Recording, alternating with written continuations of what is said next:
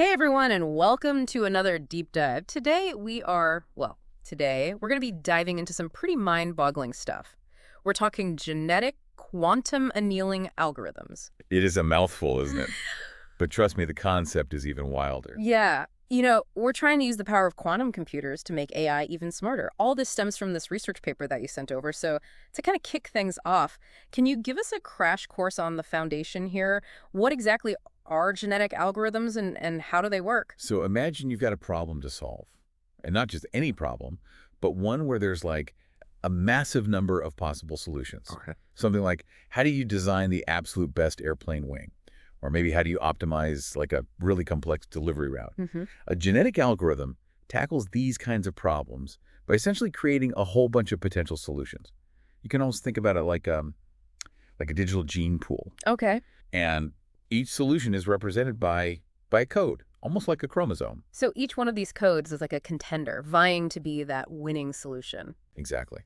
And just like in nature, these solutions will go through a process of selection, they go through a process of breeding, and there's even a little bit of mutation involved as well. Interesting. The ones that perform the best, the most fit solutions, those have a higher probability of having their genes passed down to the next generation. Ah, survival of the fittest, but in the digital world. You got it. And over time, this process churns out better and better solutions. Precisely. It's like a digital breeding ground for optimization. Now, where does quantum annealing fit into all of this? This is where it gets really interesting. So quantum annealers are a different breed of computer altogether. Mm-hmm. They use the crazy principles of quantum mechanics to find the absolute best solution within this just vast landscape of possibilities. Okay. Think about it this way. Your typical computer, it's like a hiker who's meticulously checking every single path on a mountain to try to find the highest peak. A quantum annealer is like a bird that can see the entire mountain range at once Wow. and just instantly knows exactly which peak is the tallest. So instead of slogging through each and every single option one by one, they're exploring every possibility at the same time. You got it.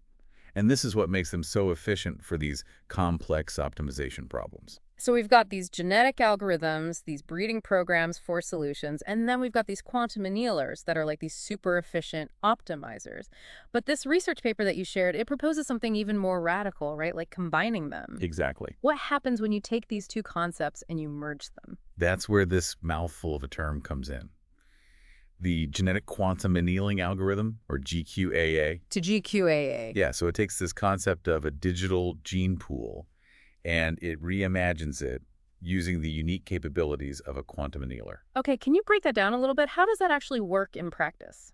So in a traditional genetic algorithm, each solution is like a string of light switches. It's either on or off, representing these different traits.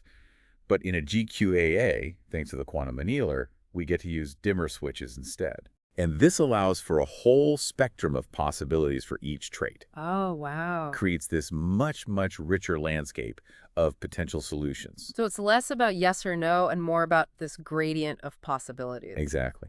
And the quantum annealer, it sifts through all these dimmer switch settings to find the absolute best configuration. And this is what forms what we call the quantum genotype of a solution. The quantum genotype. Yeah, and this then determines its characteristics, or what we would call its phenotype. So it's almost like we're bringing in the nuances of natural selection into the digital world. Precisely. Yeah. In nature, genes, they don't guarantee an outcome. They influence traits with a certain probability. And by bringing in the quantum annealer, we're mirroring that natural complexity within our algorithm. That's fascinating. But all this quantum complexity, while really cool, that must come with some advantages, right? I mean, otherwise, why bother? You're right on the money. The main advantage here is efficiency. In a typical genetic algorithm, testing the fitness of every single potential solution, how well it actually solves the problem, this takes a significant amount of computing power, and it takes a lot of time. Yeah. With GQAA, we can potentially slash that requirement. So it's not just about speed, but it's about doing more with less. Exactly. Yeah. Fewer resources, we get faster results, and potentially even better solutions because we're exploring this much wider range of possibilities. Now, there's something in this research paper that really caught my eye, and it talks about nepotism and quantum polyandry in the context of this GQAA. Those are some pretty loaded terms. Can you explain what that's all about? Of course, don't worry. It's not as dramatic as it sounds. So remember how we talked about the fittest solutions passing down their traits?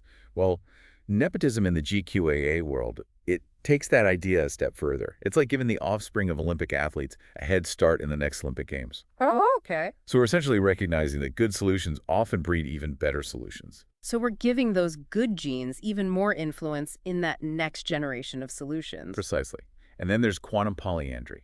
This is where the quantum aspect gets really mind-bending. Okay, I'm ready. Hit me with it. Imagine, instead of just inheriting traits from just two parents, each potential solution is actually being subtly influenced by a whole population of solutions, guided by those fittest individuals. So it's like this massive interconnected brainstorming session, but happening at a quantum level. That's a great way to put it. It's like this collective intelligence that's working together to try and crack the code. This is all incredibly exciting, but it's still theoretical, right? Did the researchers actually put this GQAA to the test? They did. And that's where things get really interesting. They tested this GQAA on two distinct problems. All right, so what challenges did they throw at this quantum-powered algorithm? So first, they tasked it with finding the maximum value of a complex mathematical function. Picture a mountain range with countless peaks and valleys. The goal here is to find the absolute highest peak. And to make things even more challenging, they kept making this function more and more complex, adding more peaks to this metaphorical mountain range. So how did the GQAA handle this mathematical mountain climbing? Did it reach that peak? It did. It found that peak, and here's the kicker, with significantly fewer attempts than a traditional genetic algorithm. Wow, so it's really about working smarter, not harder. Exactly. Fewer checks, but still hitting that peak performance. So what about that second test? You said it was a bit more unusual. Yes. The second problem involved finding what are called taxicab numbers. Taxicab numbers. I've never even heard of that. What are those? So it's a fascinating concept, and there's this really interesting math legend tied to it. Okay. It involves the brilliant mathematician Srinivasa Ramanujan. Oh, yeah, I think I've heard that name. Wasn't he like a self-taught math genius or something? Absolutely. The story goes that Ramanujan's friend and mentor, G.H. Hardy, visited him in the hospital one day and remarked that the number of the taxi he had arrived in, 1729, seemed like a rather dull number. Okay, I see where this is going. Right. And Ramanujan instantly countered, saying, no, 1729 is a very interesting number because it is the smallest number expressible as the sum of two cubes in two different ways. Wow, 1729 has officially been elevated in my book. And that's the essence of a taxicab number. Okay, It can be expressed as the sum of two cubes in at least two different ways. got it.